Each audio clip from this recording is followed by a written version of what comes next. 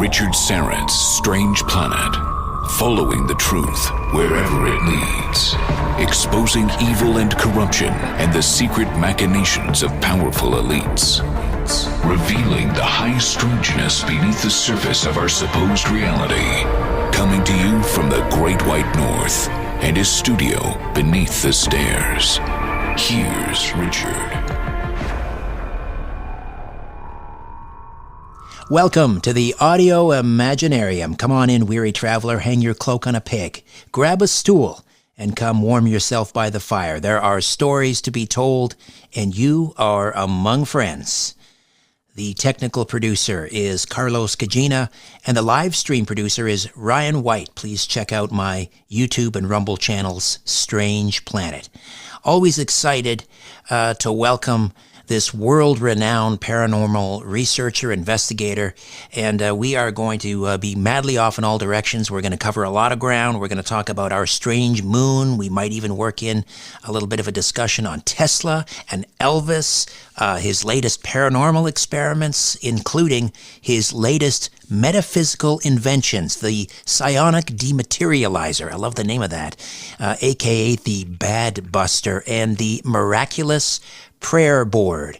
Joshua P. Warren has spent nearly 25 years breaking ground in the paranormal. He began publishing at the age of 15, and at age 25, Simon & Schuster published his book, How to Hunt Ghosts, which is now widely considered a classic in the field.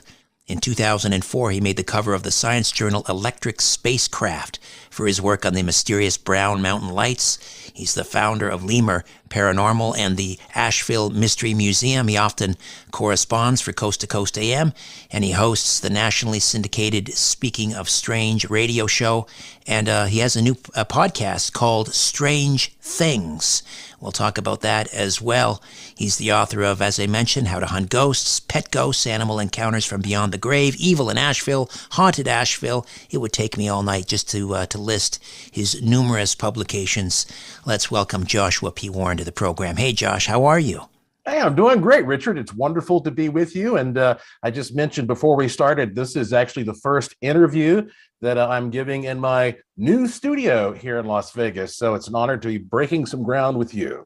Fantastic. So let me ask you about, you recently moved, I think, from one location to another in Las Vegas. Yep. You set up a new lab. Mm-hmm. Can you tell me about it? I'm imagining Tesla coils and test tubes filled with strange green goo and things like. What does it look like? Well, when workmen come over to help us set up the new house, they walk in and they say, where am I? Is this Dr. Frankenstein's laboratory? It looks like you're thinking. I'll take some pictures at some point and post. But yeah, I have a 6-foot tall Tesla coil in my living room. I have tons of Van de Graaff machines. There's one behind me right there. And in fact, this new house that I bought, it's much, much bigger. So I now have space not just to live in, but I've got space for the studio, for the workshop, for the new lab, and a special lab that I'm going to be talking about later on this year, which is devoted entirely to paracymatics and sigil research. And then, it's great because I've got some play area out here. I've got a swimming pool out back. It's a perfect little environment for me. And yet, as if that weren't enough, as I was looking at real estate here in Las Vegas, I saw that there is this incredible paranormal hotspot for sale. And I couldn't resist. And so I bought this additional land. And do you want to get into that right now, or do you want to say? This is the one near Area 51, right? Where else is Joshua P. Warren going to buy property? I mean, you have a place out in Puerto Rico, like in the middle of the Bermuda Triangle, so obviously you're going to buy near Area 51.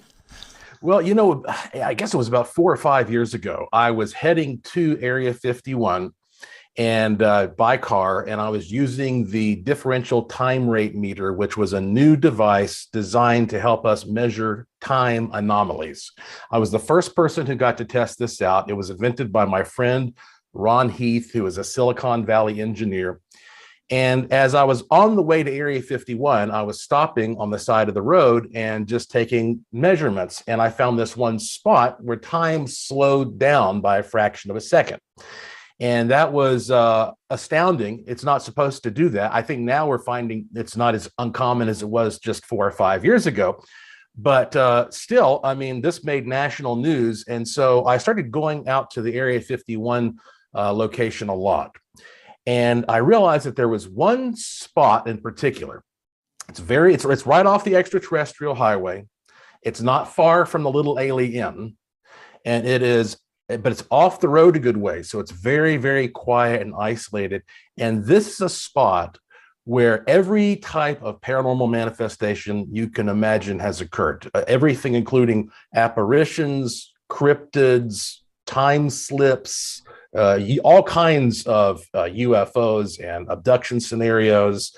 It's one of those places where the Paranormal Man carvings have been found, which is, Paranormal Man looks like an alien that was carved only around Area 51 thousands of years ago in various locations. So anyway, this is sort of a huge natural hotspot. And I saw when I was looking at real estate that property had just come up for sale. And I immediately got on the phone and I bought it cash right then and there. Okay. I didn't even hesitate. I couldn't believe that I got this land. I was waiting for that deed every single day to get into my hands just to, to prove that I wasn't dreaming this. So I now own this land, and I don't want to say exactly where it is yet. It's multiple acres, so it's plenty of space. And because this is a natural paranormal hotspot, I have decided it is time for me to create this machine that has been in my head for years, that I intend to operate at this location to enhance what is naturally occurring there, and to, for better or for worse, attempt to open a portal or some kind of an interdimensional doorway there. And it kind of reminds me of how Nikola Tesla went to build his Wardenclyffe Tower in New York, this big 200-foot tall tower. Well, my machine is not going to be that big. The first version of it may be 6 to 10 feet tall, but I'm taking every single thing that I've learned, and I've been doing this stuff almost 30 years now. I'm taking everything that I've learned about physics and metaphysics and psionics and psychotronics and radionics and ancient secret technologies that have been rediscovered. I'm combining all of this together with sacred geometry into this machine, which should work in harmony with the forces that are already there. And if it does what I expect it to do, then we are going to have the most clear and powerful evidence of other dimensions and of paranormal phenomena that has ever been documented. And I'll be honest with you, Richard, I am a little afraid. I mean, I know there are people who are going to say this is very irresponsible. You shouldn't do it. You don't know what's going to happen. And there's some truth to that. But I think that if I do this, I can do it gradually. So if I start to not like what I see, I can ramp it back down. Right.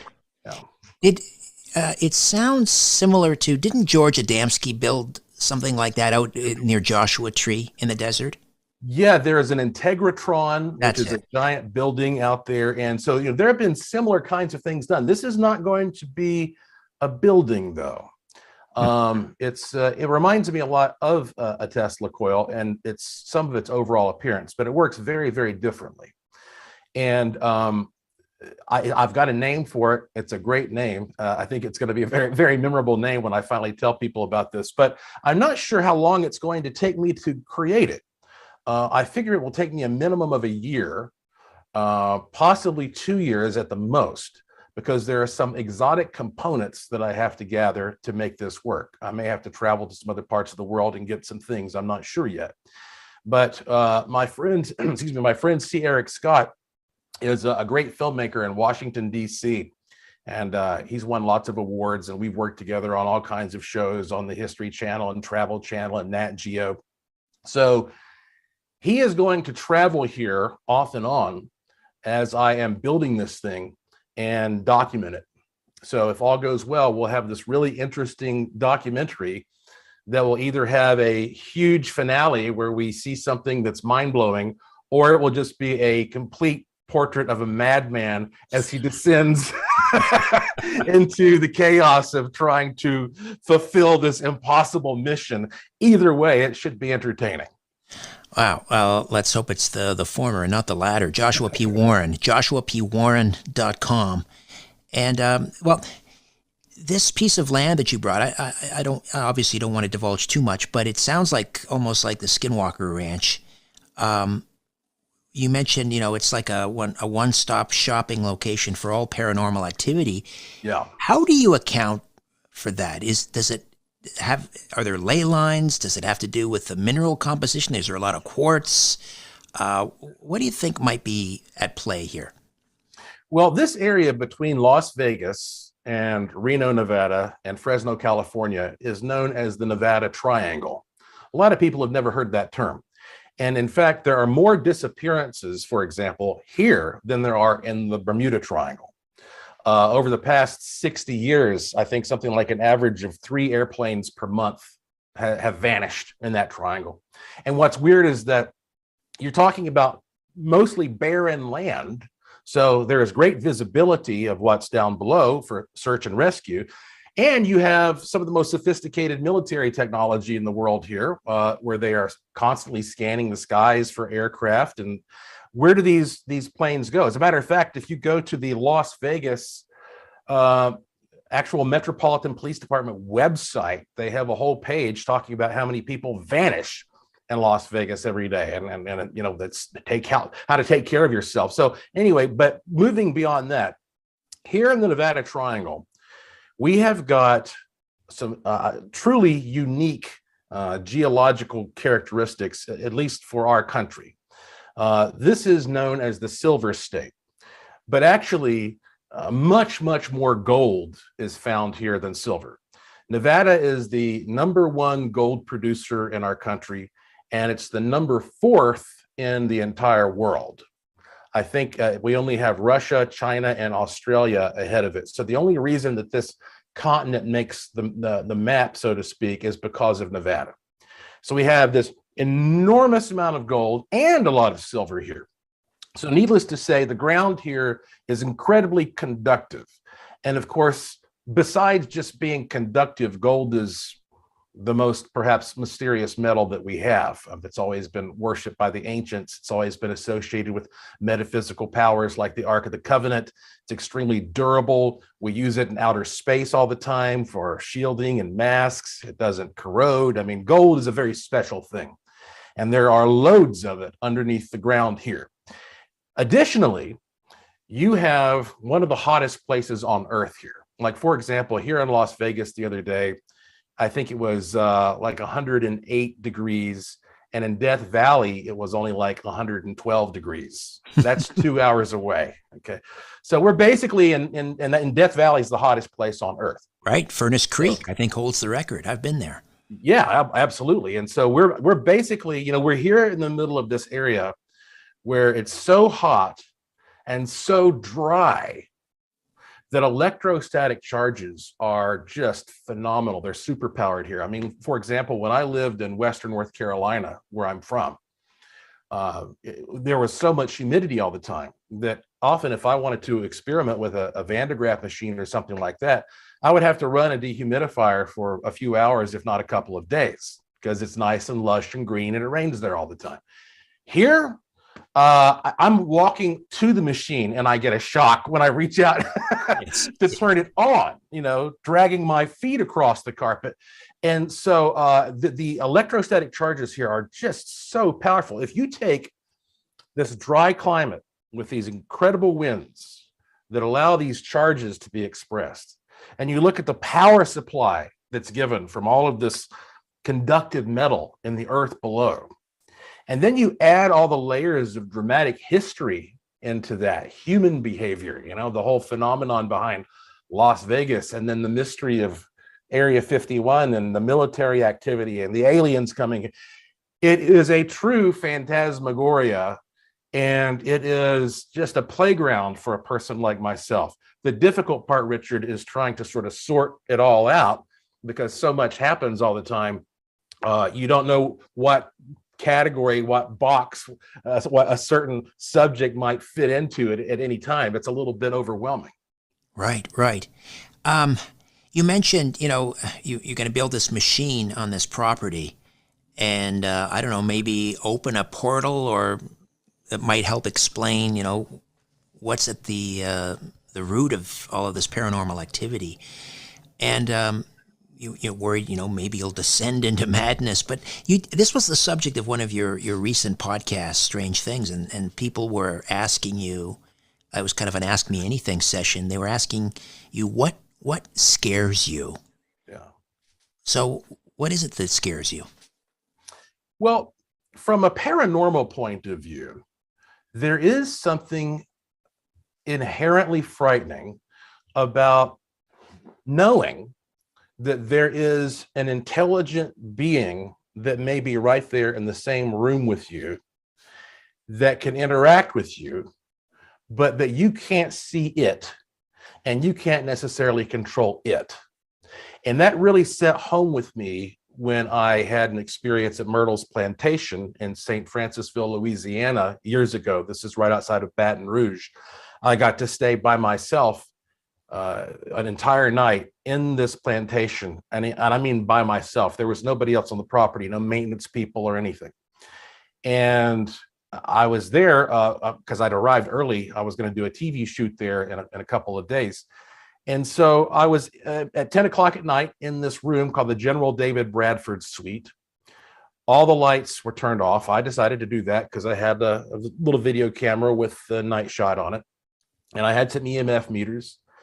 And I'm walking around the whole house and didn't really see anything. But I got into this room, which was my bedroom, with the big 15-foot ceilings and the 4-poster Ebenezer Scrooge bed and the paintings on the wall with the eyes that follow you and the whole 9 yards. And suddenly my equipment goes bonkers. And of course, I'm scanning around the room and I don't see anything.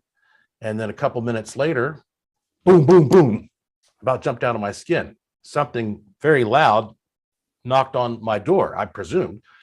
So I walked over, opened the door. There was nobody there. So I went back inside and I said, is there somebody here? Boom, boom, boom. There it was again. But this time it was in a different location. So just to be sure, I said, if there is somebody in this room with me, please do that again. Boom, boom, boom. Now I got all this on video. If you go to my website, joshuapwarren.com, there's a lot of stuff you can see there, including this video. It's on one of the sections of the site. And when that happened that third time, I would be lying if I told you that I didn't immediately feel this fight or flight instinct that made me feel I just wanted to get out of there for a minute. I just wanted to turn and leave. Now, you're talking about, I'm a guy who supposedly lives for this sort of thing. Right. I'm out there searching for it. I'm trying to make it happen. I'm trying to stir the pot. And then when something like that finally happens, it's so shocking that it's life altering, because once I gathered myself and I didn't run, I stayed there. This went on for hours, and I would ask this thing, okay, well, knock on this, knock on that. And this, I was clearly interacting with an invisible being that was intelligent in that room. And it always would knock in threes. I didn't know why. I tried to communicate with it. I'd say knock once for yes and twice for no. And it wouldn't do it, always in threes. I found out later that according to one of the traditions in that area, if there's a spirit that always raps in threes, it's evil. Oh, because dear. It's mocking the Holy Trinity. Ah, right, right. I don't know if that's true or not, but that's what they said. So anyway, this went on until 8 o'clock in the morning, when finally it woke me up, because I was worn out, and it banged on the headboard of my bed. And that's the only time I think I've ever asked a ghost to please stop, because I'm there to document them. That still bothers me sometimes, because if I go to a haunted hotel room, I don't like staying in the haunted room, because I'm fine seeing a ghost when I'm kind of ready for it. You know, when I've got the camera and I got the gear and I'm on the clock. Right. You don't want to do it in your spare time. I don't want to wake up in the middle of the night and have one of these phantoms standing next to the bed. And I know that happens. And as a matter of fact, I think oftentimes these beings, they come and they feed off of you while you're sleeping. They take your dormant energy while you're relaxed, and they somehow feed from that. So that does scare me. And there are times when, you know, in the middle of the night, I'll wake up and I'll start kind of get a little bit freaked out because I feel like there's something in the room. And, you know, I have tons and tons of, haunted items. I try not to get cursed items, but, you know, you mentioned that I had a museum for many years. I actually had to close the museum down because it got flooded. But I shipped everything out here to Las Vegas. So at some point I'll put it on display again. Joshua, sorry, pardon the interruption. I got to take a quick time out. Oh. We'll come back and continue this conversation with the great paranormal researcher, investigator, inventor, author, Joshua P. Warren. Stay with us.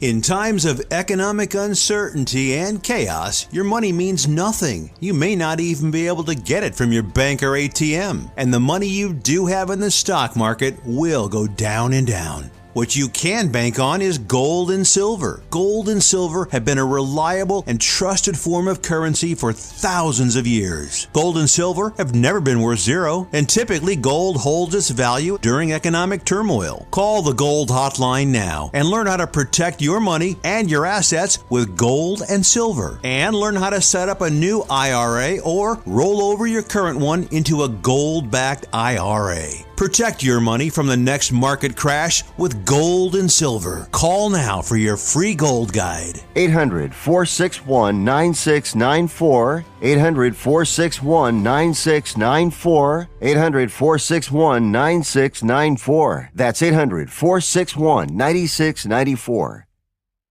Do you owe the IRS $10,000 or more in back taxes? Are you being audited or investigated? Has the IRS sent you a letter demanding payment? You may not owe what they claim. Make this free call to the tax doctor now. Let them negotiate with the IRS on your behalf. 800-626-4512. 800-626-4512. That's 800-626-4512. If you're a diabetic, we have great news. You can end the painful finger sticks with a new CGM. Plus, they may be covered by Medicare, Medicaid, or private insurance. If you test and inject daily, you may qualify. Call US Med now to learn more. 800-817-2974. 800-817-2974. 800-817-2974. That's 800-817-2974.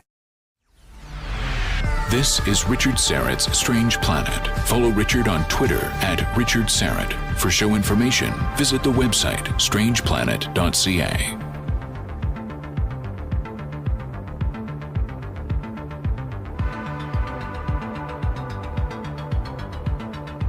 We're back with Joshua P. Warren, joshuapwarren.com. We were talking about haunted objects, or you were talking about haunted objects. You had this museum in Asheville, and it flooded. You've moved everything out to Vegas. And so do you have some objects that you believe are, I don't know, cursed, haunted, possessed, whatever the proper terminology is? Well, yes. Some of the things that I have, I will not have in my home. I keep them in a storage unit, and I'll bring them out sometimes if somebody wants to see them. Or like we have a show that we do here occasionally in Vegas. It's called the Vegas Ghost and UFO Show. And it's like 60 minutes in a bar where you sit there with a beer and we show you all of our goodies and we show you footage and the best evidence for all this paranormal stuff around here. And so I have, for example, a mortician's kit that's pretty gruesome. It's got, all the good old blood stains and whatnot. And anytime somebody has brought that into their home, all night long, they hear banging on the walls, paintings and things. Like at one point, there was a lady named Missy Hill, and she was the owner before I got it. She actually had this one painting that flew off of the wall in front of her and my sister. when she was taking it out of the house to bring it to me. And the guy who does the show, Nick Weird, he doesn't mind keeping some of these kinds of things in his house occasionally, but I don't like having something like that in my house. On the other hand, two things that I treasure that I keep in my house that I do not usually put on public display anymore. One of them is Dr. Raymond Moody's original Psychomantium mirror. Ah, yes. And I think something like that belongs in the Smithsonian. When Dr. Moody was coming up with his book, Reunions, which was the follow-up to his best-selling Life After Life, he sort of pioneered the modern version of the psychomantium technique, where you more or less sit in front of a mirror with dim lighting, and given the proper conditions, people see full-blown apparitions that will appear and move around the room and interact, as if they are fully 3D corporeal figures. And so he went to this little antique shop in Anniston, Alabama, and he found this old mirror. There's no telling how old it is, with this big ornate wooden frame around it. And he bought that, and he painted the frame black with his own hands. And then when that book came out and was a success, he went on tour around the world, and he would teach people the psychomantium method by carrying this mirror with him. He carried this particular mirror all over the world. And he did these sessions where thousands and thousands of people around the world looked into this mirror and had paranormal experiences. And I hired him years ago to come to Western North Carolina and produce a workshop for me there. And it was a wonderful, wonderful time. We had a lot of really important people who came there as guests. Rosemary Ellen Guiley was there, and Ray Buckland, and Mark Nesbitt. And there were a lot of, big paranormal folks who realized that, these are folks who usually would be presenting at a program, at a conference. Instead, they were just coming there to be a part of this, like I was. He trained us for days how to do this technique. And then when he left, there were some people who were staying extra days. And so instead of disassemble the psychomantium room, he said I could mail the mirror to him when they were done. I said, okay, fine. So he and his wife went home. Came time for me to retrieve this mirror. And as a long shot, I contacted him. I said, before I send this back to you, is there any chance you would consider selling this? And he did not want to sell it. But his wife said, she was like, Raymond, we have enough stuff in the house. We've talked about this. It's time to start clearing some space out, And so I felt kind of sorry for him, but she talked him into selling this thing to me. So my wife, Lauren, and I, we went over. And I still, it's one of those things, like sometimes when I get something like this, I can't believe I own it. It's just like the land I just got near Area 51. Right. So like I got this Wagner. It's like the Honus Wagner rookie card. I agree. Yeah. And there's nothing else you can even compare with it. It's so unique. And so, and this is one of those stories that it's just like, it almost gives me goosebumps because it was just so tangible. We got the mirror, and it was out in Black Mountain, North Carolina, at this old bed and breakfast. That's where we did the event. Of course, I wrapped it very well, put it in the trunk of my car, and maybe 5 minutes away is this very popular pizza joint. So Lauren and I decided we would stop there and have lunch. So we pulled up to this pizza restaurant. We got out of the car. We'd taken 2 or 3 steps away from the car, and something goes bang inside of the trunk. And we both stopped. And by the way, you might think with all these stories that I have a really big imagination. Well, I do have a big imagination, but I use my imagination to create fiction most of the time. I write novels and that sort of thing. I don't confuse reality, because that's why I like to document things. I like to record things. And my wife, she's not really that much into the paranormal at all. So we both are like, what was that? And we walk over, and boom, we hear something. Again, I'm thinking like, it sounds like somebody's trapped, and we've thrown somebody in the trunk. opened the trunk. Everything was fine. After that, we took the mirror home. We put it on the wall. And my wife, I never experienced anything too weird around it, but my wife said that a lot of times when I was gone, she would hear people talking in the living room where we had it. And then, of course, she would walk in there and there was no explanation. So she did not like that. But I do have that mirror here. Since I just moved into this new house, it's still packed, so it's not even hung up. The other thing that I have, Richard, of course, is Art Bell's alien statue. How did you get that? Yeah. This is like when you walk in the door to my house, you're greeted by Carville the alien. And the story behind this is so wild. You know, I'll get us started here before we go to our next break. But basically, 4 minutes. We got about 4 minutes. Yeah. So it really began with Rush Limbaugh, because there was a wood carver who lived in, I think, Delaware, who was a big fan of Rush Limbaugh. And this guy, back in the 1990s, he would carve a lot of these wooden Indians for cigar stores. It was very popular back then. And he went to a gas station and saw a Weekly World News that had Rush Limbaugh posed with some aliens. And he got a kick out of that. And so he decided he would carve a wooden alien, and he had some deliveries to make in New York. And so he dropped this 4 foot tall, like 100-pound mahogany alien that he had created with his own hands right there at Rush's studio, and never heard another thing about it for like 10 years. Had no idea whatever happened to it. But what happened is that Rush fell in love with it and started calling it Carville, because he thought the alien looks like James Carville, and he actually does. And so I can see that, yeah. Yeah. And in fact, if you want to see this thing, if you go to artbellalien.com, that's a website that I put up with all of the provenance here for historical posterity, artbellalien.com.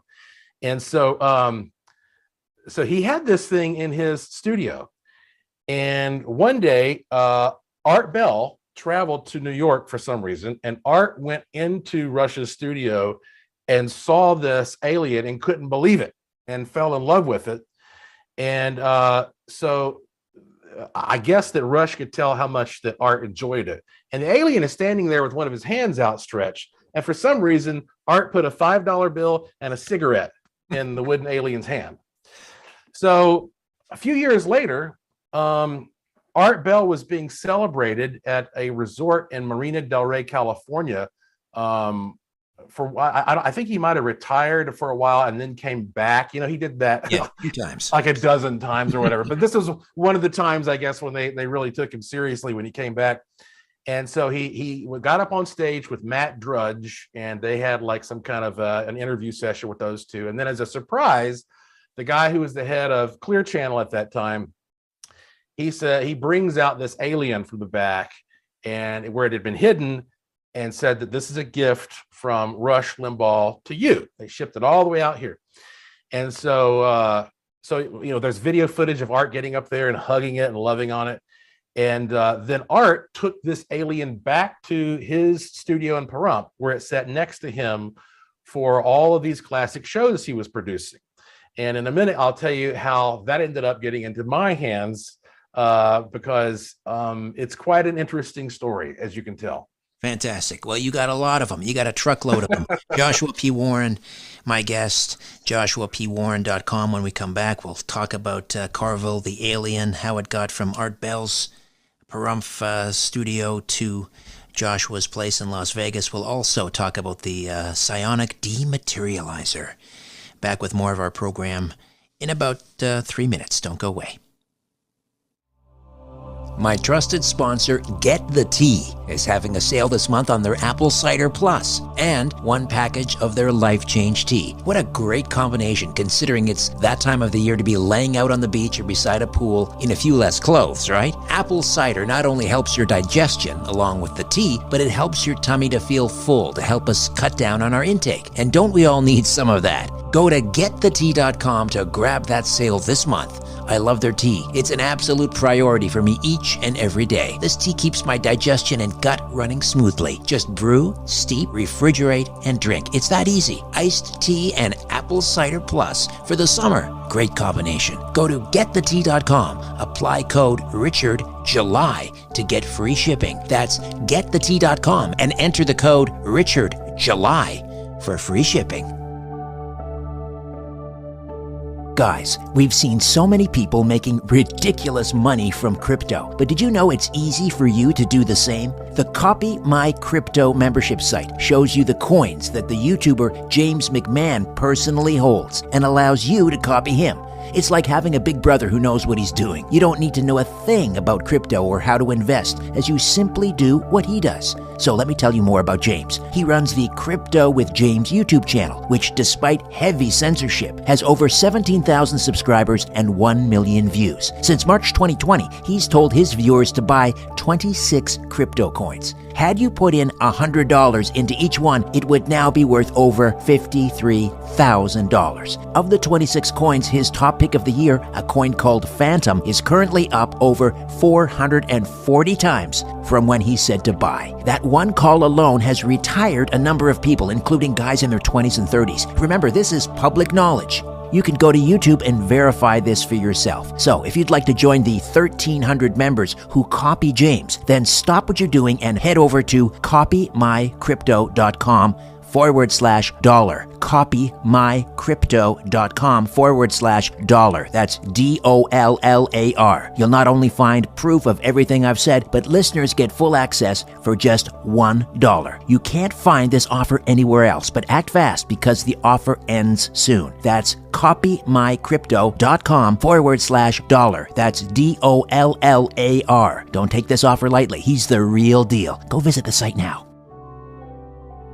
The truth will set you free. But first, it will really tick you off. Welcome back to Richard Syrett's Strange Planet.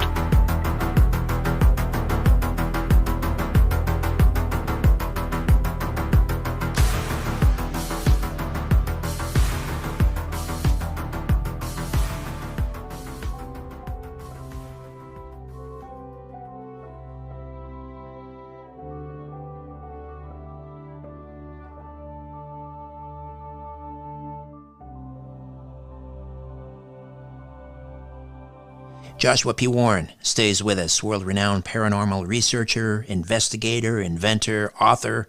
So we're talking about this wooden alien head carvel that was carved for Rush Limbaugh. It's given as a gift to Art Bell, of course, on the occasion of one of his retirements. So how do you get carvel? Yeah, it's so odd how all this worked out. So at that time, the alien was in Art's Pahrump studio for years. And then I was living in North Carolina at that time, and I got, I got a job to go shoot an episode of Ghost Adventures for the Travel Channel at the Winchester Mansion. That was a really cool experience.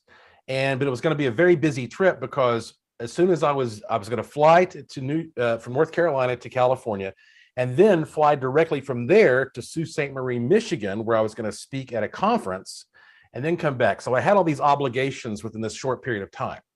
When I was in San Francisco, I got a call from Mobius, who is a good friend and producer and business partner. We work on all kinds of projects.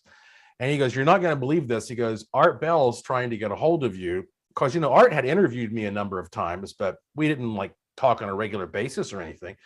And he said, "Art is trying to get a hold of you because he has this alien at his house, and his wife and daughter say it's coming to life at night and running around the house and scaring the bejesus out of them. And that Rush Limbaugh's wife said that she saw it turn its head one time also. And that Art has to get rid of this alien ASAP or he's going to lose his marriage over it." And I said, "What have you been smoking? Are you?" I'm like, "Yeah, right. Art Bell has contacted me and wants me to have this." He says, "I swear to God." And I said, "Look, I'm not going to believe this unless Art calls me and tells me. About 5 minutes later, Art Bell called me, and he told me exactly what Mobius had told me. I wish I'd had my phone recording when that happened. And so he said, yeah, it's got to go. And I said, well, look, I'll pay you for it. And he goes, well, whatever you think's fair. And so I did buy it from him. I didn't give him a lot of money, but I felt it was good to give him some money. And so the problem is he invited me to go to his house in Pahrump and get it. And I would have given anything to have had that experience, but there was no way that I could do it. And he wanted it gone right away because of the TV show and the conference. I couldn't do it. So I sent a friend of mine, a big Coast to Coast AM fan, who's also a director in Hollywood. His name is Jim Castle. He went to Art's house, and Art gave him the grand tour. And it was just I wish I could have had that day.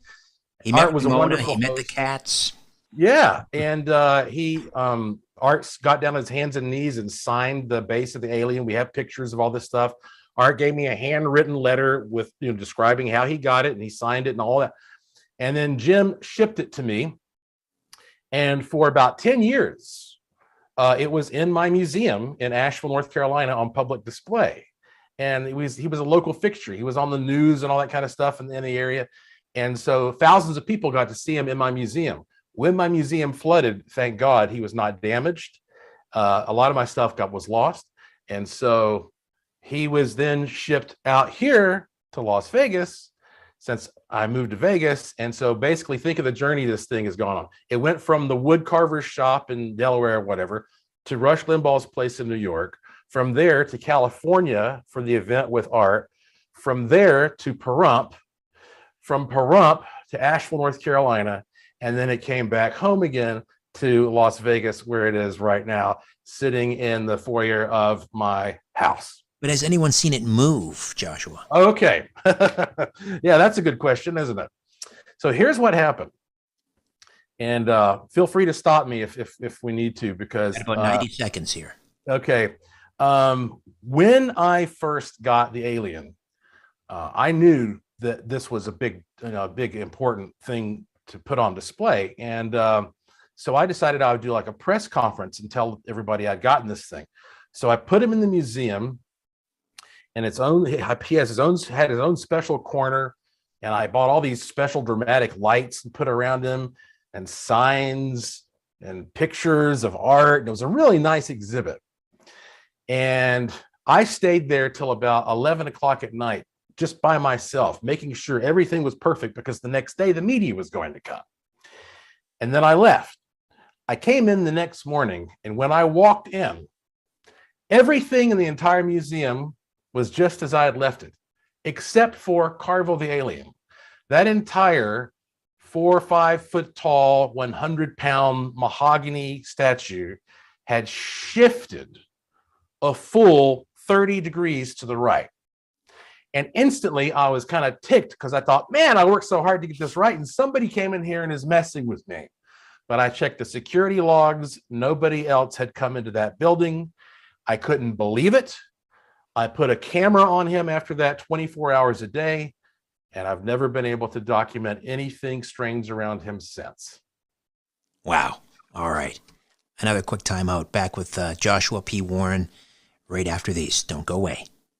If you're living with diabetes and using insulin, you know the pain of pricking your fingers over and over again. Ouch! Well, by wearing a small remote device called a continuous glucose monitor, or CGM, you can reduce the pain of pricking your fingers. If you administer insulin 3 or more times per day or use an insulin pump, call now and learn how a CGM can help you. Painless. No more pricking my finger. No finger pricks. Convenience. They delivered it free, and they took care of all the paperwork. You can reduce pain right away. Plus, it's accurate, easy to use, and helps you spend more time in range. And if you have insurance, you can get a new CGM at little or no out-of-pocket cost. Call now and get free shipping of your new CGM. Plus, we'll bill your insurance for you. 800-817-2974. 800-817-2974. 800-817-2974. That's 800-817-2974. It's time to redefine reality. This is Richard Syrett's Strange Planet.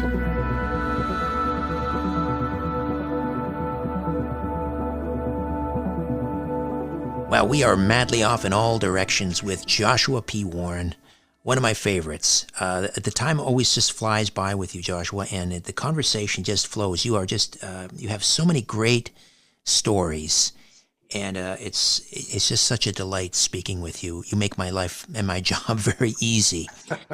And one of the things that sets you apart, and I've talked to you about this before, and you know this, is that you're garden variety ghost hunter or UFO tracker. I mean, you have a laboratory. You're an inventor.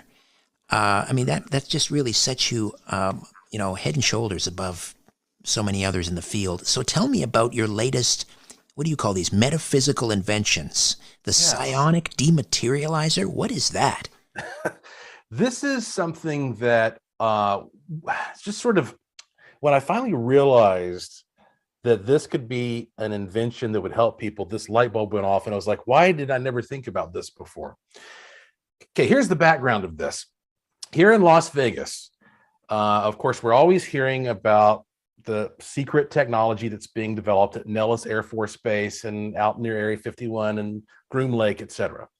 One of the things that they work on most is invisibility technology. They're trying to make all these different craft as invisible as possible. And I mean optically invisible.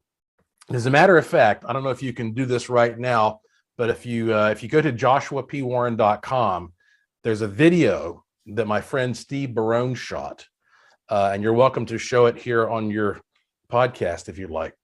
And it shows one of these invisibility, these cloaked triangle craft landing at Nellis Air Force Base. Steve Barone is a guy who goes out just about every night and he videotapes everything he can from these high perches in the area. And it's really cool. If you go to my website, there's a section where there is the Curiosity Shop, and that's where I sell all my weird stuff. And sometimes I put some cool footage there, and you can scroll down, you'll see where it says something about Steve Barone UFO. And you can see that if this triangular craft did not have lights turned on its 3 points, you wouldn't see it at all. The lights are, of course, turned on to help it land. But as it's landing, you can see through it. And the type of technology that is being used, and there are many types, is sometimes similar to this. This is a type of cloaking material. Yes. This is a plastic that's got a special pattern on it that bends light. So like, for example, if you take, I'm holding up a little figure of a Bigfoot here for those who can't actually see what I'm doing. And if I take this tube of cloaking material and I put it over top of it, you'll see it kind of distorts it and it disappears, right? Right, exactly. This is not an ideal setting for this because I have, I'm in a studio with lights everywhere, but right. You get the idea. Yeah, typically you would be able to see sort of, because the light bends, and I've seen you on your website as well, sort of demonstrate this with what's looked like kind of a shower curtain. Yeah, I was able to go into a busy bar in Las Vegas on a Saturday night and put one of these over in front of my table, and I was completely invisible all night long. People were walking back and forth by my table. I had no idea there was a man sitting there. I did that just to prove the point, and I felt like that in a restaurant, and I didn't even have an invisibility. Being ignored by the waitress, I guess. Yeah, I think I've been in some of those situations as well. So I started thinking, well, okay, if this can essentially take light, this material, and stop it or neutralize it or bend it in some way. Let's use that word neutralize. Let's say it neutralizes the light that's coming from the object inside. Can it do that for other things? Can it do that for thoughts? What happens if you take a negative thought and you place it symbolically inside one of these tubes of invisibility cloaking material? Now we're getting kind of out there in the world of quantum physics and non-locality and radionics, but that's fine. I love dabbling with those things and experimenting. What if I take something that is a negative thing and I represent it and I put it in here? Will it disperse it? Will it neutralize it? And what I did first off is, at that time, I had a very noisy neighbor. And I thought, this is an easy thing that I can work on. And so I wrote down my noisy neighbor and I put it in the tube. Within a couple of days, the neighbor moved out. That was my first indication there was something to this.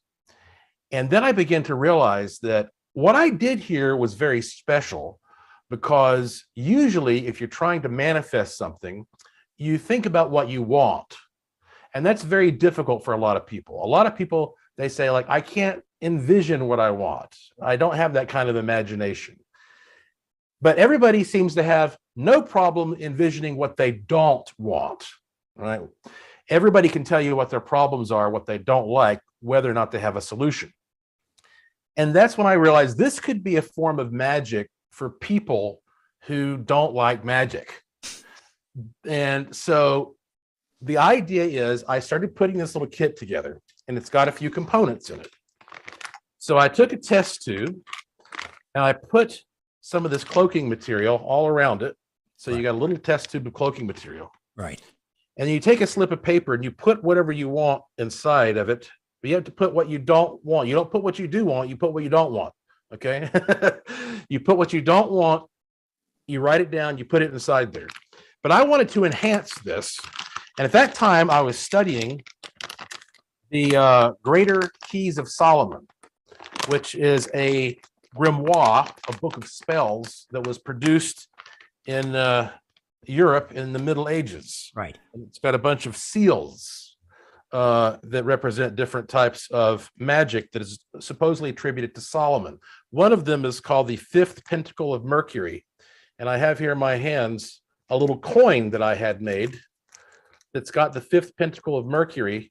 And this is supposed to neutralize bad things. Right. There's a close-up of this on the Bad Buster on the screen now. People can see. You've got the test tube with the cloaking material around the test tube, and then you've got that coin there we see in the bottom right. And that's the seal. That's the seal of Solomon that's supposed to neutralize bad things and clear obstacles. And so you place this on top, this test tube on top. And then everybody who does all this kind of practicing with gems and crystal power, they always talk about how black tourmaline clears negativity. So I took a little piece of black tourmaline and put it on top of the whole thing and set it aside. And this is what I call the psionic dematerializer, which has now become known as the Bad Buster. There you go. And I make these. That's only available on my website. And I make them in small batches, so you never know if I'm going to have them in stock or not. But I put this thing out there, and I had no idea what kind of a reaction I was going to get, which is usually the case when I make these things. And I think I only made like 100 of them, and they were gone within 24 hours. And then that's when I really became impressed, because all of the emails started coming in from people telling me about success stories. And some of them are pretty touching. Like one person had a kid that had a bad drug problem, and actually wrote down that, something about that kid's drug problem, and said the kid was able to go through and recover and get out of that lifestyle. I mean, I've gotten tons and tons of people who've said, nothing like this has ever worked for me because I am a negative person. I am a pessimist.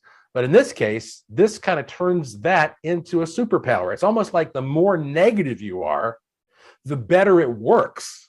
Wow. Because you're taking what you don't like and you're really visualizing it, putting it in there and destroying it, as opposed to having this optimistic outlook on life, which is usually required with these manifestation techniques. Wow, the psionic dematerializer, aka the Bad Buster. It's almost like the opposite of the sigil. I still carry the sigil around in my wallet whenever the Mighty Aphrodite and I can go, and she has one as well. We go buy our lottery tickets, and we focus on the sigil, and then we buy the tickets, and we pick our numbers and so forth. And we've had, I guess in the universe, you're not allowed to get greedy. So we win free tickets, and we win $10, $15 here and there. There you go. That's the one. That's the money attracting sigil. That's free on my website. Anybody can go there and download this sigil. And, this is something I created using paracymatics, which is a technique that I created. And which, I mentioned that I have a whole new paracymatics lab that I'm building right now. I mean, I have my regular lab where I do all my wacky, electrostatic, electromagnetic stuff. But this lab is going to be devoted 100% entirely to creating sigils. Fantastic. All right, we're rolling into the top of the hour here. Joshua P. Warren is going to stay with us. He's being very generous with his time, and he is truly a treasure. 25 years breaking ground in the paranormal, and back with more of our conversation and hour 2. Stay with us.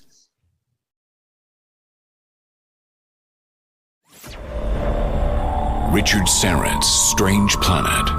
Following the truth wherever it leads. Exposing evil and corruption and the secret machinations of powerful elites.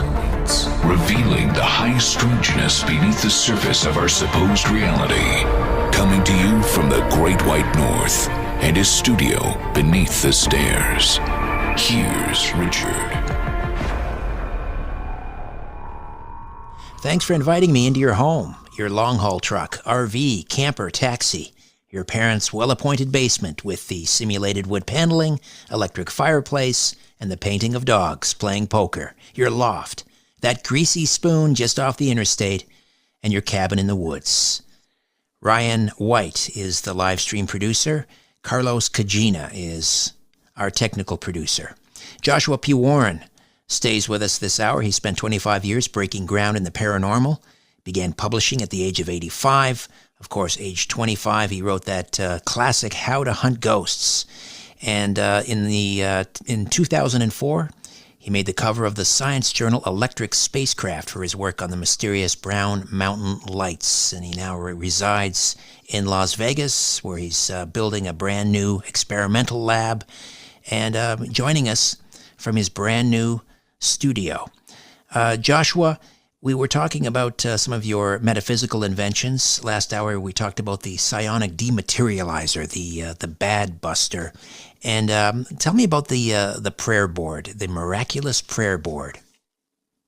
I have always been fascinated by prayer because prayer is the one form of manifestation that seems to be most embraced by most of the world. What's funny is if I sit down and I start having some kind of a metaphysical conversation with you about how you can manifest things by thinking about them a certain way, some people will be like, oh, that just sounds like a bunch of hooey. But then I say, well, do you ever pray? Yeah. Okay. Well, you're doing the same thing, basically. There are different ways of projecting your thought out there and envisioning it shaping reality, whether that means you think your thoughts are literally going to directly shape physical matter and make a change, or if you think that your mind is connecting with the mind of a greater being like God. It doesn't really matter how you envision that. What matters is that people engage in this practice, and everybody has stories about how this seems to work sometimes. Now, look, some things are inevitable. We all eventually have to break down and die, for example. That's just the way it is. But there are a lot of things that we can change if we have the right kind of mindset. And if you've ever said a prayer, if you've ever said a blessing, then you also have to believe in curses, the opposite end of that. And I've always thought it was really intriguing that so many of the cultures around the world for thousands of years have engaged in prayer by putting their hands together. And when you put your hands together, you're quite literally closing a bioenergy circuit. This is a measurable thing because your body is a big electrodynamic machine. You have all kinds of electrical fields around you, especially coming from the hands. And so when you put your hands together as if in prayer, there's something special happening there. I don't know exactly what it is, but it feels right, and it's a very powerful gesture, and people have always felt that this was the appropriate thing to do. So I've always been interested in what can you do with that? What can you put between these hands here that may somehow enhance this? And then years ago, a guy who is now a friend of mine, he created what he called the miraculous prayer board. And I said, what is that? And this was a very basic type of circuit that you could put your hands on that would enhance basically your prayers and your manifestations. The engineer's name is Tom Vrillock. And I was so intrigued with what he'd made. And it was a big, gigantic thing though, so I went and I flew and I met with him in person. He was living in Wisconsin at the time. And I looked at some of his designs and things, and I said, I want to, experiment more with this. And he's a great fella. He was happy to have me do all kinds of tests. And I finally contacted him and said, I would like to create my own version of this with your permission. And he said, yes, please, as long as I get one, So I took what I had learned from what he was doing and what I discovered in the lab, and I turned it into my version of the miraculous prayer board. And this is a piece of black acrylic. You can see it's not very large. It's I guess maybe like 6 inches by 6 inches. Right. It's a square, but it should really be held in front of someone as a diamond shape. Right. And there is there's a copper there's a copper line that goes across the board, and there are a couple other little copper rays, and these are absolutely conductive. So for example, if you take a battery and an LED light and you place the battery on one end and the LED light on the other end, it will light up the LED. Okay. So this is a conductive circuit. This is electrically conductive. So what you do is you put your thumbs on either side of the device. These are the thumb plates. And so you're completing that circuit that you would complete when you put your hands together, except now you're completing it through this device. Right. In the middle, it encounters two interesting things.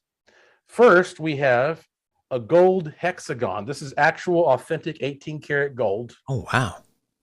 And so this goes back to what we were talking about last hour, with gold being a very special type of conductor with metaphysical properties.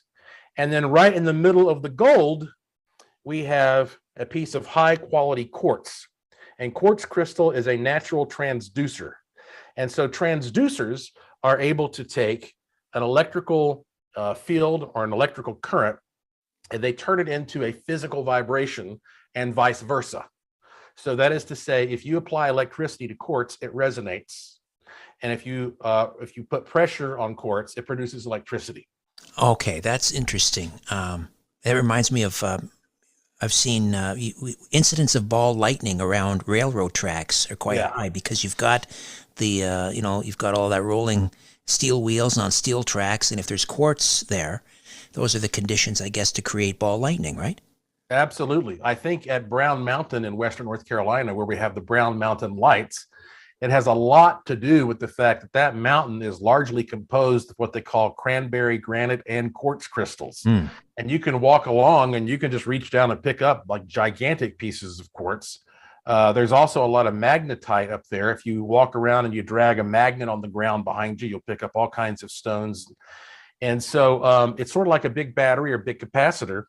Okay. And so what I think is happening here is that whatever circuit is being connected that would ordinarily be connected through the hands directly is instead passing through this circuit, and it is resonating this crystal on some level, which is actually creating a physical transmission, a physical broadcast of some sort. In fact, this is the most basic form of broadcasting.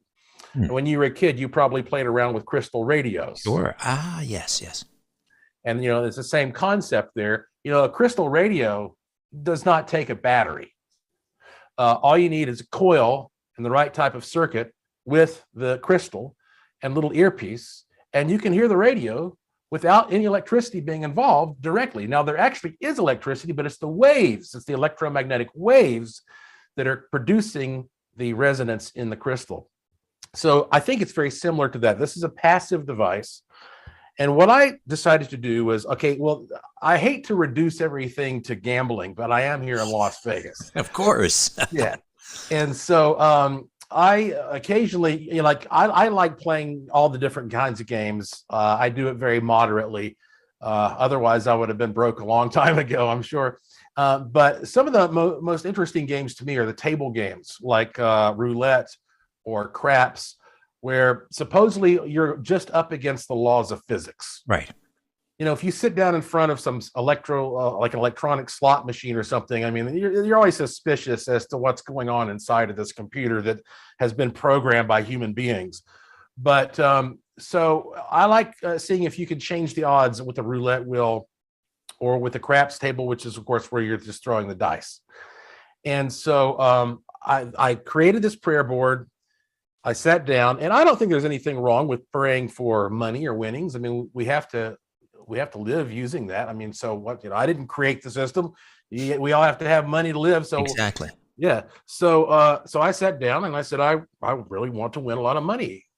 And I went into the craps table, played for about maybe a little over an hour, and I won more money than I have ever won in my entire life playing craps. Now, you didn't take the prayer board into the casino with you, did you? No, I took it into my car and I sat there in the parking lot of the casino and I meditated with it in the parking lot. Ah, okay. Yeah. And then I went in, and I mean, it was, I usually don't talk about how much money that I win. My accountant advises me not to do that, but it was thousands and thousands of dollars. Wow. And I started with $100 bill. And so since then, okay, I said, all right, what else can this thing do? Now, here's what I do, Richard. Every single day before I walk out the door, I keep one of these next to my door. And I just pause before I'm going out the door, and I take a moment, I put my thumbs on it, and I just envision the kind of day that I want to have. And even if it's just for 30 seconds. And I have found that my life is so much more charmed, if you want, it's just like in little ways, getting a good parking space, or having the weather work out your way, or I mean, just like little things like that that just make your day so much easier, in addition to some of the big things. I view this as like daily maintenance for me. Stuff like the wishing machine. We've talked about the wishing machine a lot. Yes. And the wishing machine, and this is like a typical wishing machine I've got in my hands right now. What you do with one of these, of course, is you take what you want to wish for and you place it here on an input plate, and then you adjust these knobs and you just let it sit there and you leave it alone for days or weeks or months. So this is good if you have a big long-term project that you want to work on. Right. Something really big that needs to be achieved. And it's sort of like it's just sitting there working for you all the time. This is like daily maintenance. So while this is working on, the wishing machine is working on big issues, big projects, this is just something that you can incorporate into your life every single day. And one of the things that's so great about me having this podcast called Strange Things, which of course is on the iHeartRadio and Coast to Coast AM Paranormal Podcast Network, yes, is that I have an opportunity to read testimonials. And I'm not the most organized person in the world, because I just have too much going on. So every time somebody sends me a testimonial, I don't always like print it out and put it in a file somewhere. But every week when I do a new podcast, I'll go back and I'll find just some of the emails that I've gotten, and I read them in the podcast.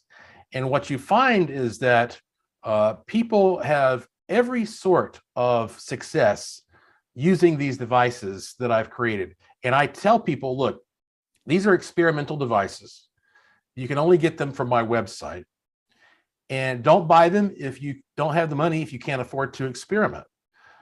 But if you do want to experiment and you buy it, it has a 100% money back guarantee. And so if I put these out there and they didn't work, well, then this would be a very poor business, wouldn't it? Because everybody would ask for their money back. And this would have ended a long time ago. On the contrary, I've sold thousands of these things. And I think maybe 5 or 6 times somebody has asked for his or her money back, literally. Maybe that'd be the most. On the contrary, I get these messages from people that are telling me about all these success stories. Now, this brings me a great sense of satisfaction in my life, because when I'm out there studying weird stuff, the paranormal, the mysterious, I think to myself, what is the point of all this? What am I trying to do here? What's the end result? How is this going to benefit humankind? And what I figured out is this is how it benefits humankind. If we can go out there to the field and we can see how that these types of energies that are often mysterious manifest and materialize in a real way, and we can tap into that, then we can use that understanding for positive purposes in order to help us manifest good things and create a better life. It's not just always about telling a spooky story around the campfire or going out and getting a thrill Halloween night. What we're talking about here is understanding the mind, body, environment relationship, whether it's spooky or not, so that ultimately we can have fun learning. But what we want to do is figure out how we can become better students of manifestation so that we can all improve our lives. And so many people have contacted me saying, this stuff changed my life. There was a guy named Jim Kalana, who is a composer who lives near Washington, D.C. And he wrote this big, long letter, said I could read it on my podcast, about how his life was falling apart and he felt very lost. And, he just went on and on. He read my book, Use the Force. He got some of my devices. His life changed completely around 180. He's now very wealthy. He's very well known. And he wrote an actual overture, a piece of music called Joshua's Cabinet of Curiosities and Miracles. Wow, what an honor. And they performed it in May. They performed it last May live on stage with a symphony orchestra in Washington, D.C. Oh my Lord, that's amazing. Use the Force, A Jedi's Guide to the Law of Attraction is the book. So is leaving the spiritual aspect out of it, is this just a method of amplifying the power of human intention? I think it is in some form. The big problem is we don't really know exactly what consciousness is to begin with. And so every single person is unique.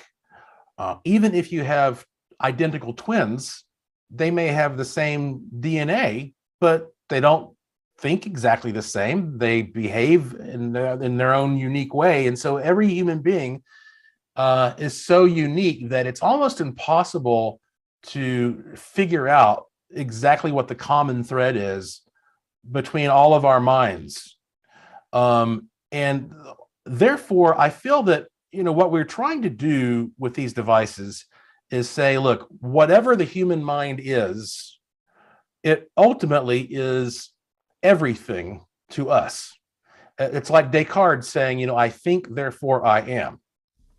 If some scientist goes out there and takes some piece of equipment to try to document some phenomenon, well, you have to realize that piece of equipment was invented by a human, created by a human, built by a human, calibrated by a human. It's being used by a human. It's being interpreted by a human. You cannot take the human mind out of this experience. And so the very fact that you and I are sitting here talking to each other right now, seemingly spontaneously, I don't know where this is coming from.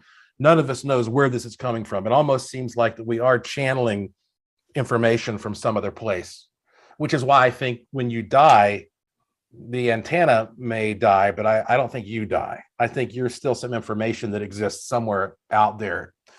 And so I don't know, when we use these devices, how much of it is physical from a Newtonian point of view, how much of it is a focal point for us to be able to do the most we can with our thoughts, or how much of it may just simply be a placebo effect. And if these things are nothing more than the best placebos in the world, fine. Sure. If it works, it works. That's all that matters. If it works, it works. Yeah.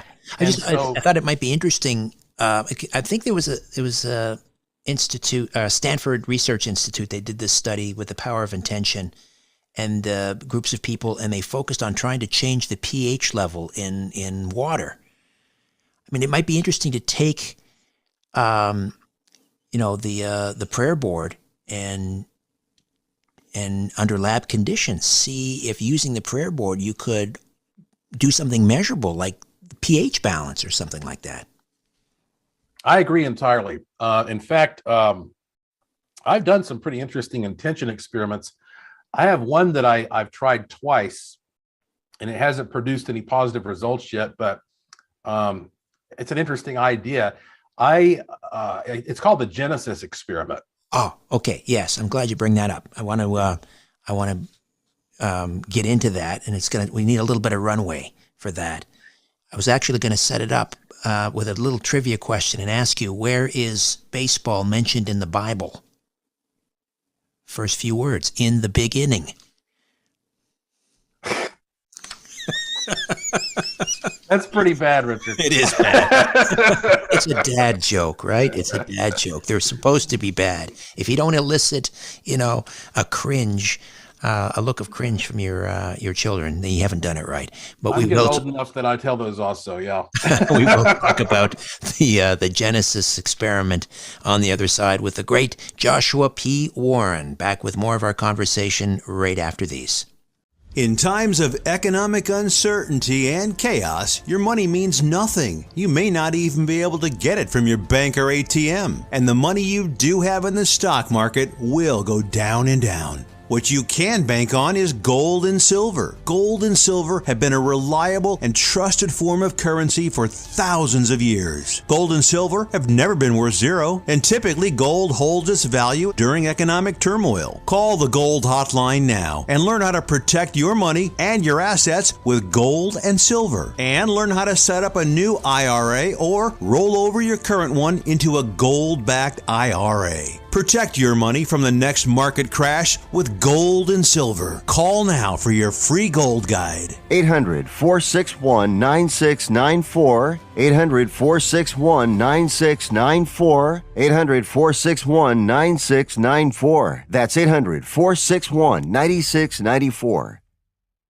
Do you owe the IRS $10,000 or more in back taxes? Are you being audited or investigated? Has the IRS sent you a letter demanding payment? You may not owe what they claim. Make this free call to the tax doctor now. Let them negotiate with the IRS on your behalf. 800-626-4512. 800-626-4512. That's 800-626-4512. If you're a diabetic, we have great news. You can end the painful finger sticks with a new CGM. Plus, they may be covered by Medicare, Medicaid, or private insurance. If you test and inject daily, you may qualify.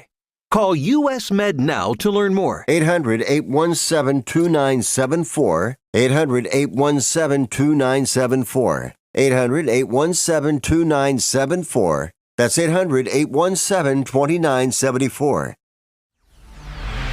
This is Richard Syrett's Strange Planet. Follow Richard on Twitter at Richard Syrett. For show information, visit the website strangeplanet.ca. We're back with Joshua P. Warren. JoshuaPWarren.com. No period. JoshuaPWarren.com. How do we listen to Strange Things, the podcast? Well, there's a link there on my website, or you can go directly to strangethingshow.com.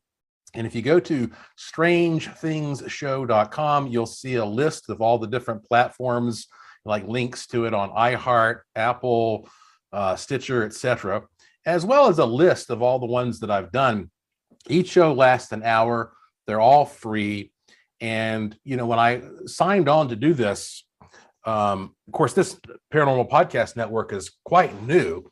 I was one of the first people that producer Tom Danheiser contacted and said, do you want to do this? And I said, yeah, it sounds great. But I just signed up for 1 year to do 52 episodes, one a week. And now tomorrow I'm recording show number 90. And so it's done. I knew it would do well, but at the same time, there's a lot of competition out there these days. It's like everybody has a podcast / TV show. I mean, so you never know when you produce something. Now, frankly, I've been doing this kind of stuff for years and years and years. I started working for Clear Channel as a host probably like almost 20 years ago. And I did that for a long time. And Then when I finally just said I don't have time to do this live radio thing anymore, and then because I was traveling to Puerto Rico and doing all that kind of stuff, and then I started moving into podcasting. So fortunately, I have an audience that's kind of stuck with me through all these different forms, and so now, Strange Things is doing extremely well, and I'm just going to keep on doing it until somebody gets tired of it. And the other thing is most of the episodes I've heard, no guests. It's just you for talking for an hour about your experiences and your latest projects. And, to be able to do that, not a lot of people can pull that off. Just, one person and a microphone, and you do it so well. All right. So let's talk about the Genesis experiment. What is that all about? Yeah, and thank you so much for your kind words. That means a lot coming from you for sure. And you do know how difficult it is to to keep people's attention for an hour without guests or whatever. So it's a good thing I have. I can ramble on quite well. But the Genesis experiment really was born from my friendship with a guy who was working in the medical industry. And he got a hold of some of these hermetically sealed bottles of sterile water. This is the type of water that you might use out in the field in a war zone or something like that if you have to dress a wound and you don't have that access necessarily to clean water. And I don't know, I just started thinking, wouldn't it be weird if that's supposed to be sterile, but some kind of life form just spontaneously appeared inside of it? And, if going back to the book of Genesis, it kind of gives the impression, God just wanted there to be life and voila, there it was. And since then, from our experience, everything that we know about living beings or living organisms, it's just one organism has to give birth to another organism. Biogenesis, life begets life. Yeah. And so what I did was take one of these hermetically sealed containers of water, and I got onto the first time around, I got onto Coast to Coast AM, and this is, with George Norrie, and I told everybody, here are the GPS coordinates of this bottle, and I want everybody in the world to focus on some form of life appearing inside this. And then went and I tested it, and there was nothing in it. Okay. So last year, I said, okay, I have a much, much bigger audience now, so I'm going to try this again. And so I I did the same exact thing, except a lot more people participating. And I took the sample into this water sample company here in Las Vegas, and they asked me what I wanted to test for. And I said, how do I explain this? And so I started trying to tell them, like, well, I'm a podcast host, and I do this, I experiment with my audience sometimes. And this guy who's standing there, this scientist, he's looking at me like I'm an alien or something. And he goes, "You're with Coast to Coast AM? Oh, I love that show. Yeah." And he was just on board. There you go. There's your ticket. And so he understood what I was looking for. And he's like, okay, we can run this test and this test and this test. I wish I had a happy ending for you, Richard, but once again, there was nothing in the sterile water. But that's the kind of thinking here that will get us somewhere. Eventually, we're gonna work together collectively, and we're gonna make something happen. Maybe the pH thing is a good one for us to do next. Right. Yeah, baby steps before we create a new life form. I was listening to one of your fairly recent podcasts. I think in May or April, you were talking about a mutual late friend of ours, Jim Mars, and in his book Alien Agenda, which came out the late 80s, early 90s, he talks about some of the strange phenomena surrounding the moon, and which got me to thinking. Years ago, I did an interview with the co-authors from Britain who wrote a book called "Who Built the Moon," and the whole book is just filled with all of these strange. I mean, the moon is described as one of the most mysterious bodies really in the universe, because the upshot of it all is it almost had to be designed in order for it to fulfill all of these different, things. If it was any further away from the Earth, if it was any closer, life would not exist and so forth. So that's kind of the premise of the book. Who built it? Was it time travelers coming back, realizing we needed this satellite in close proximity to the Earth in order to facilitate life and so forth? So talk to me a little bit about, first of all, what Jim Marrs had to say about the moon, and then some interesting things that you've noticed regarding the new moon. Oh yeah. Boy, this is a great subject. For anybody who has never read Alien Agenda, Jim was so far ahead of his time when it came to taking a lot of these bits of information about the moon's strange characteristics and picking up on them and consolidating them and talking about how basically the moon might be something like a big Death Star. A lot of the stuff that he talked about in that book was considered hogwash by the mainstream, and now every bit of it has come true. He said that when the moon is hit by a meteorite, it rings like a bell. That's been proven over and over again. For the longest time, they said there was no atmosphere on the moon, so there could be no moisture on the moon. He said that there were vapors on the moon. Well, guess what? Now scientists have come around and said, yes, that's true. Holy cow. There are vapors of wind on the moon. There is some kind of an atmosphere up there. And Jim was one of the most interesting and influential people that I ever met. I mean, his brain was like an encyclopedia. I can't believe how he remembered so much. And we had great times together. I knew him very well. I spent the night at his house and he spent the night at my house. And I mean, like he was a very, very deep thinker with a body of knowledge that was unparalleled. And I really wish he was alive right now to tell us what the hell is going on, because he'd get a kick out of seeing what's happened to the world right now. But anyway, I found that a lot of the stuff that he was talking about regarding the moon was especially intriguing because when I was in middle school, my science teacher pulled me out of class since I was one of those, kids who was like the little science geek kid.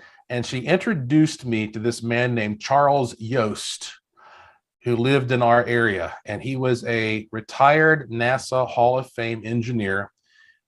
He was one of the inventors of memory foam, which we now think of as Tempur-Pedic foam that is used on all the space shuttles and stuff. He made a fortune off of that. And he was a spacecraft designer on the Apollo missions, including the one that sent men to the moon. So he wasn't just some, guy in the janitor department. I mean, he was a spacecraft designer. And he had a laboratory in Western North Carolina, back up in the mountains. He had a big pyramid on top of it. And he was the guy who really taught me a lot about electrostatics and Wimshurst machines and Van de Graaff generators and Tesla coils. And he had all that stuff. But he was a very strict scientist, a very no nonsense guy. And I was the one who was always trying to look for an angle between like this ghostly stuff we're seeing in the lab and what people are experiencing out in nature. So I was always a little bit afraid to ask him about things that were too weird because I thought he might think I was being flaky. But one day when I was probably about, I don't know, I wasn't that old. I was probably like maybe 18. I said to him, and I'd known him for years already. I said, so what do you think about these people who say that, we didn't even go to the moon or whatever? You got to be real careful bringing that subject up to NASA people. Oh, that question must have been burning a hole in your pocket for years and years. Now is the right time. Yeah. I'm gonna take a quick time out. We'll come back.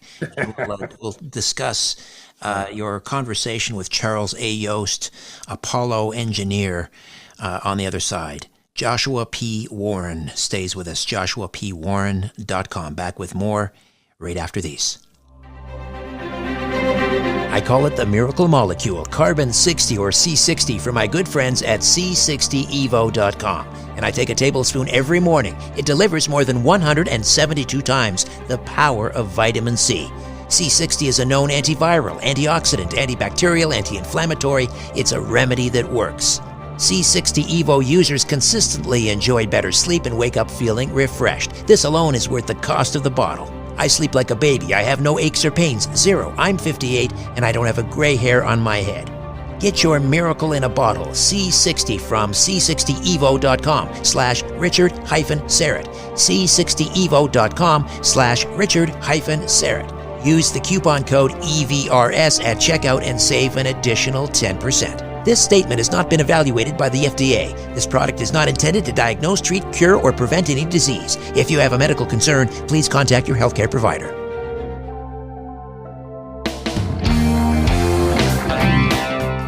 You can become an official Patreon supporter of my work here at Strange Planet Productions by donating a monthly amount through patreon.com/Strange Planet. Patreon.com/Strange Planet. There are several tiers to choose from. Pick which one is right for you, but any monthly amount is greatly appreciated. As a sign of my appreciation, you can have your name mentioned on air during my weekly radio show, or you could have your name included in a crawl on my YouTube channel live stream. You could also receive episodes of my old podcast, The Rock and Roll Twilight Zone. This critically acclaimed podcast, produced in partnership with Chris Jericho, is not currently available anywhere else. If you enjoy this podcast or my weekly radio program, The Conspiracy Show, you can really get behind me and my work by donating once a month at patreon.com/Strange Planet. Patreon.com/Strange Planet. The truth will set you free. But first, it will really tick you off. Welcome back to Richard Serrett's Strange Planet.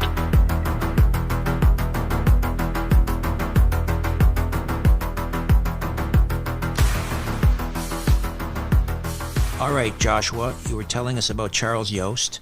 This was your mentor growing up. He was a NASA engineer, worked on the Apollo project. Finally, after all these years, you get the nerve to ask them the Lollapalooza question. Did we actually land on the moon? Yep. So kind of held my breath. And he one of the things that was really weird about talking to him is you'd ask him a question, and sometimes he would just he'd sit there and look at you or just stare off for like 15 seconds before answering. Very strange man. Just so you know, it's not relevant, but he had a white beard, no mustache, and he always wore a little black beret. He was just an unusual looking man, right? Galway whiskers, I think we used to call those, if you don't have the mustache. Oh, yeah? Yes. Well, that's what he had. And so he looked at me and he goes, I want to show you something. It's like, okay, I hope this is going to be good. He takes me into his office, sits me down on the couch. He pops in, I want to say it was a VHS tape, but I'm not 100% sure. But he put some kind of player on. And here I am looking at footage that NASA had shot flying over the surface of the moon. And I can't remember which one of the Apollo missions this was. I believe it was the one where they talked about, where they read from the book of Genesis. I get the missions mixed up. But anyway, so from the point of view of the craft that's going over the moon, okay, you're looking down and you see the landscape, the lunar landscape, and it's moving by and it's moving by, and you can see Earth in the background. And then at one point, there is this object sticking up from the surface of the moon that looks kind of like a black hair sticking straight up. And it gets bigger and bigger and bigger as the camera gets closer. So it's changing perspective. And then right when the camera is about to pass by, it releases what looks like a little puff of smoke or some kind of vapor that drifts for just a second, and then it cuts. And he said, you see that little black, hair or whatever? I said, yeah. He goes, to scale, that would be almost 1,000 feet tall. Right, because the module is shooting it from above as it's flying above the surface of the moon. So it looked like a smokestack sticking from the surface of the moon. Wow. And right as the camera is about to pass over, it releases something. And I said, well, what is that? And he said, you tell me. And now, he didn't completely ignore my question of whether or not we went to the moon. Here's how he answered that. Let's get back to the smokestack. he said, well, here he goes, well, here's all I'll say about whether or not we went to the moon. He said, I worked on X amount of missions. I worked on all these elaborate projects. And he says, that mission is the only one where everything just went perfectly right. It almost went too perfectly well. So he left it at that. But as far as this smokestack is concerned, so I said, well, has this ever been put on the internet? And he said, no. I said, well, may I please put this on the internet? Pretty please? And he said, well, it's not really mine. You know, he had gotten it somehow, but he says it, you know, it's government footage and it's not classified or anything as far as we knew. So he said, sure, go ahead, put it out there.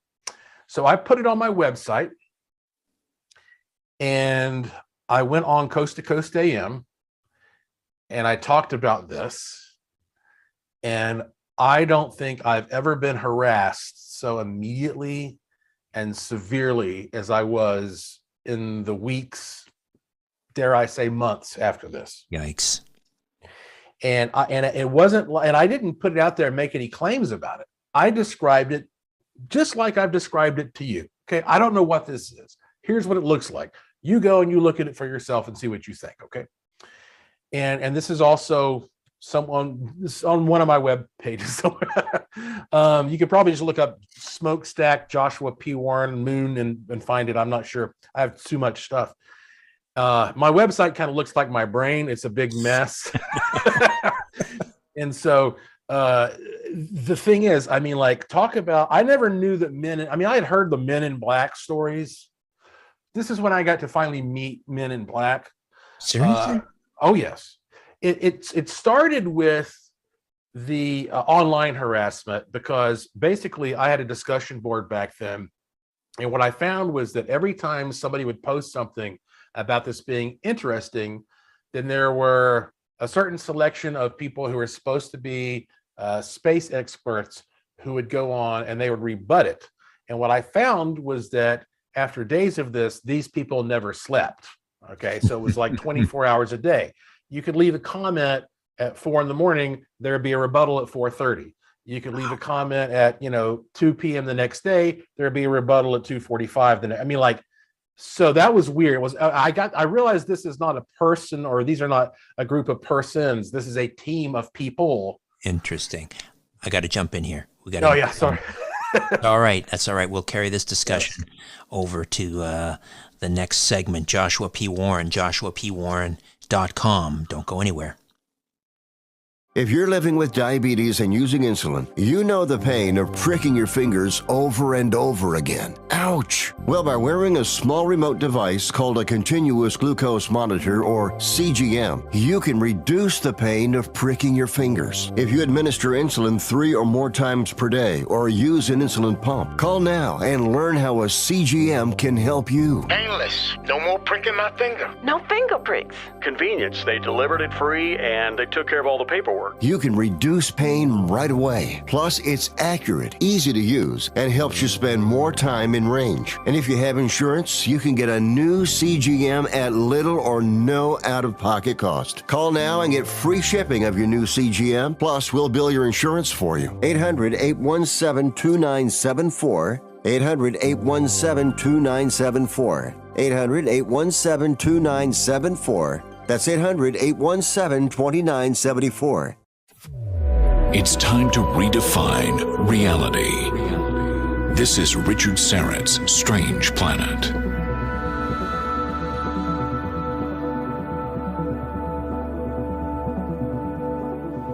All right, a few minutes remain with paranormal researcher, investigator, inventor, author Joshua P. Warren, joshuapwarren.com. So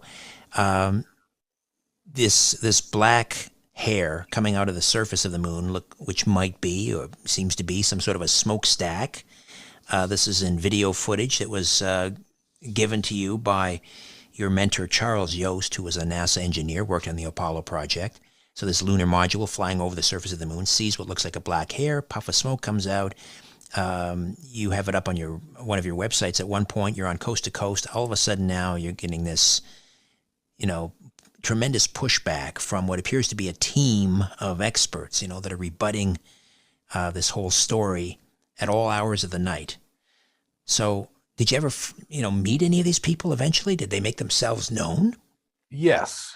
So in less than 48 hours, my telephone stopped working. And I lived out in the country and I had a landline, but I'd never had any problems with it before. And so very shortly, I called and I complained about this, and very shortly thereafter, a guy showed up who said he was going to fix the phone line. And here's the weirdest thing. Okay, so I answered the door expecting to see a guy there, friendly workman, who's there to fix my phone. As soon as I open the door, he looks at me and he looks down. He never, ever looked at me in the eye after that. And it was a very awkward, uncomfortable kind of, because that's not normal. You don't realize how weird that is until somebody does that to you. Right. Either someone who maintains too much eye contact or someone who doesn't look at you at all. Those are, yeah. He would not look at me. And I said, "What's going on, do you think?" And he was kind of mumbling around and he was saying some stuff that wasn't making a lot of sense to me. And at that point, I was obviously suspicious, and maybe I'm reading too much into this, but I looked down at his hands, and he did not have a lineman's hands. You know how guys are who climb up telephone poles. Sure. They got a little wear and tear on those hands. So he was acting real evasive and very strange, and I just got this very bad vibe. And so anyway, he goes off, and God knows what he does. And then after that, again, he comes back and doesn't look at me and says, everything's working fine now. And he gets in his truck and he drives off. Okay. So sure enough, everything was working fine. Well, the next day, I went to make a phone call, and I picked up my phone, and there are two people talking on my phone line. We used to call that a party line. This wasn't a party line. No, this was just my regular phone. There should have been a dial tone. Yeah. Instead, I pick it up, and there are two men talking. And one of them says something about an airplane. And then one of them says something about some other person's name. And it wasn't anything that was standing out in my mind, because I'm just like, what am I hearing here? And I said, hello. And then all of a sudden they shut up really fast and click. And that's when I realized my phone has been tapped here. Mm-mm. And we know in retrospect that was very common, especially, this would have been, I guess, when like George W. Bush was the president, post 9/11 kind of period of time, I'm presuming. And so because it took me a while before I actually had the nerve to post some of this stuff on the internet. And then the Men in Black showed up. The first time this was, again, probably within that 48-hour period.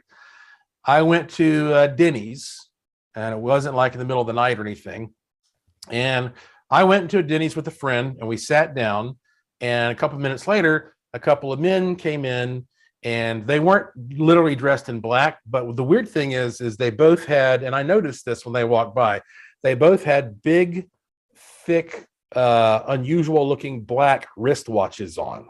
And they had the, kind of short cropped hair. Right. And they went over and they sat in the booth right next to us. And after that, for about a month, anytime I would go to a restaurant or a bar, I would look over and see one of these guys with the big, thick black wristwatch. That was the common denominator. And I always thought to myself, James Bond is supposed to be slicker than this. You're supposed to have some little like hidden microphone somewhere, or you slip an olive in my martini that's going to broadcast the conversation. But no, I don't know what technology. I've never looked into it, but obviously I guarantee you somebody out there knows they would use some kind of black wristwatch thing, chunky looking thing. And this went on. So the online harassment was going on. People were telling me that I was, every reason that I'm just a hoaxer and a charlatan who's trying to just push some kind of conspiracy theory, and then Then I got my phone tapped, and I got the guys following me around. And then after that, I was like, I'm not going to talk about this anymore because for one thing, I don't have anything else to say about it. That's all I know about it. And it kind of like fizzled out. And now I feel like that I could go out there and give this same information today and nobody would care because there has been so much disclosure since then. Right. But let me just tell you this in a nutshell, Richard. None of us knows for a fact, but my gut tells me that the moon is some kind of an artificial craft. And if anybody can go out and study just why and how the moon is so different from Earth, and like you said, almost any other moon that's out there in the universe. And there's too much mystery around it and too much weirdness for me to think that it belongs there. I think if it's not some kind of a craft, it was converted into some type of a craft, and it really is sort of like a big Death Star. And the irony is we're out there searching for UFOs every day, and there's a giant one every single night right above your head. A great movie on Amazon Prime I just watched the other night with the mighty Aphrodite called Moonfall, which is sort of about that. So people can check that out. We just have a couple minutes, and I wondered if there's time. About 10 years ago, you wrote, or more than 10 years ago, I guess now, The Poor Man's Paranormal, what was it? A Poor Man's Paranormal... It's a handbook. Yeah, it's like a how-to guide, and how to use everyday household items to, document a paranormal activity. Can you share one quick one with us? Well, sure. One of the easiest things that you can do if, let's say you want to look for UFOs is just take an AM radio out with you. They're becoming less and less common all the time, but take an AM radio out to a place where there might be a UFO or sightings have been occurring and put it on a blank station. A lot of times when there's a meteor shower, when meteorites fall, you can hear interference and static when the meteor comes through the atmosphere. Same thing with a UFO. With UFOs, you can pick up interference on the radio. And in fact, there's a poor man's radar, you might say, where you can take an AM radio and take it up to a hill near your house if you live in that type of terrain. And then you scan through and you see all the stations that you can pick up. And then you bring that radio back to your house and you tune it somewhere where you couldn't pick up a station. And if all of a sudden you can pick up a station, then some large object may be flying through there that's helping that signal to bounce off poor man's radar. You can take just, of course, a simple compass and walk around your house to see if there's an electromagnetic deviation. A lot of times if there's a ghost, it's accompanied by an electromagnetic field. A compass should always point north.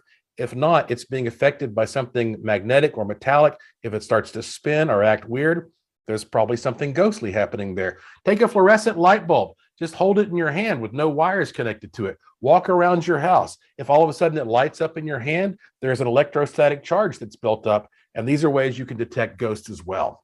Fantastic. All right, Josh, time flies. It's always so much fun talking to you. I learned so much. I have a great time. Thank you so much for this. Hey, it's always an honor. Thank you, Richard. Joshua P. Warren, joshuapwarren.com. All right, that's it for me. My thanks to Ryan and Carlos. Back next week with a brand new program. In the meantime, don't be afraid. There's nothing concealed that won't be revealed and nothing hidden that won't be made known. What you hear in the dark, speak in the light. What I say in a whisper, proclaim from the housetops. Move over, Aphrodite. I'm coming home. Good night.